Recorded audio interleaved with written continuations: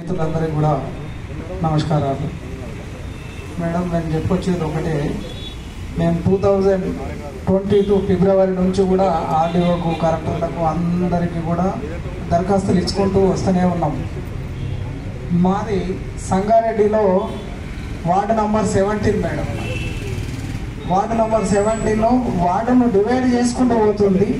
దాన్ని డివైడ్ చేయకుండా ఒక పక్క పొంటి పోతే గవర్నమెంట్ కూడా గవర్నమెంట్ ల్యాండ్స్ ఉన్నాయి అక్కడికైనా పోతే మున్సిపాలిటీ డివైడ్ కావాలని కూడా మేము దరఖాస్తులు ఇచ్చుకుంటూ వచ్చినాం మేడం.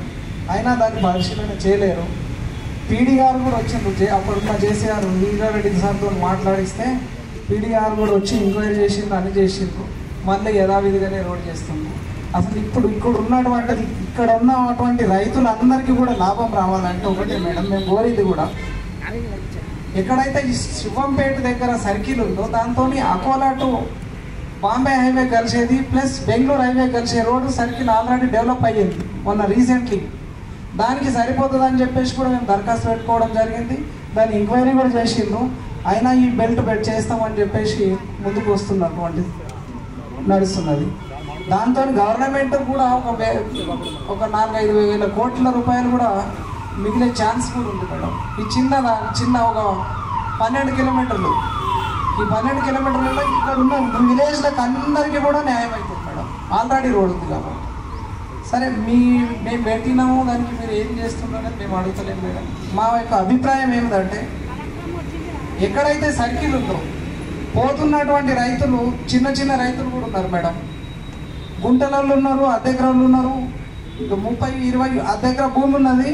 ఆమె చంద్రమ్మ అని ఉన్నది. ఆమె అట్లా ఇల్లు కట్టుకున్నది. ఇల్లు పోతుంది, భూమి పోతుంది. ఆ భూమిని చూసి, ఆ ఇల్లుని చూసి 3 కొడుకులు ఆమెను కాపాడుతున్నారు ఆశ. ఇప్పుడు ఆ ఉన్న భూమి ఆయనతో పోతే పైసలు 3 కొడుకులు వాంచుకుంటారు, తల్లి రోడ్డు మీద పడుతుంది. అటువంటి కుటుంబాలు చాలా ఉన్నాయి మేడం, ఒకటేగా.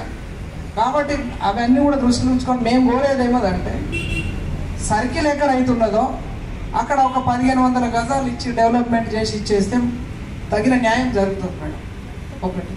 రెండవది, మాది ఇప్పుడు వార్డు నంబర్ 70లో మీరు ఇస్తున్నటువంటిది 20 లక్షలు 5 లక్షలు అనేది కూడా తెలుస్తున్నది. కానీ ఎంతవరకు కరెక్ట్ అనేది మాకు కూడా తెలియదు. మార్కెట్ వాల్యూ 3 ఇస్తామని అన్నారు. కానీ మేము ఉన్నది మున్సిపాలిటీలో, మాకు వచ్చే మున్సిపాలిటీలో మా ఊరున్నదని చెప్పేసి విలేజ్కు సంబంధించిన డెవలప్మెంట్స్ మొత్తం ఏమి కూడా యాక్టివిటీస్ ఇవ్వలేరు మాకు. గవర్నమెంట్ నుంచి అగ్రికల్చర్ని కానీ, లేదు డాక్రా మహిళలకు కానీ, ఇంకా ఇతర సంబంధాలు, ఇప్పుడు గ్రామ పంచాయతీకి ఎటువంటి యాక్టివిటీస్ ఉన్నాయో, ఎటువంటి సబ్సిడీలు ఉన్నాయో అటువంటి అన్నీ కూడా మున్సిపాలిటీలో మీరు ఉన్నారని చెప్పేసి బంద్ చేసింది. ఇప్పుడు మేము అడుగుతున్నది ఏంటంటే, మేము మున్సిపాలిటీలో ఉండి మాకు అవి బంద్ చేసిండ్రు. ట్యాక్సులు మాత్రము మొక్కు విండి వసూలు చేస్తున్నారు మున్సిపాలిటీ ట్యాక్స్. మీరు ఎట్లయితే తీసుకుంటున్నారో మాకు అదే విధంగా మున్సిపాలిటీ రేటే మాకు ఇచ్చేటట్టు ఫైనల్గా మీరు చేయాలని మా కోరిక. దీని ఇంతకుముందు కూడా మేము మన కలెక్టర్ గారికి కూడా పెట్టినాం. ముందుగా ఉన్న డిఆర్ఓ గారు, ఆర్ఎండ్ఓ గారు కూడా చూసిండ్రు. మీకు సరైన న్యాయం చేస్తామన్నారు మేడం. మీతో కూడా మాకు మంచి న్యాయం జరుగుతుందని మేము ఆశిస్తున్నాము. మాకు మున్సిపాలిటీ రేట్ ఇవ్వండి. మేమైతే పేపర్లు ఇస్తలేము. ఎందుకు ఇస్తలేదు అంటే, ఇక్కడ ఉన్న వాళ్ళందరిది ఒకటే అభిప్రాయము. మాకు ముందు డిక్లేర్ చేయండి రేట్, ఎంత భూమి పోతున్నది, ఎంత రేట్ వస్తున్నది, దానికి మాకు డిక్లేర్ చేస్తే దానికి మేము అనుకూలంగా మేము చేస్తాం.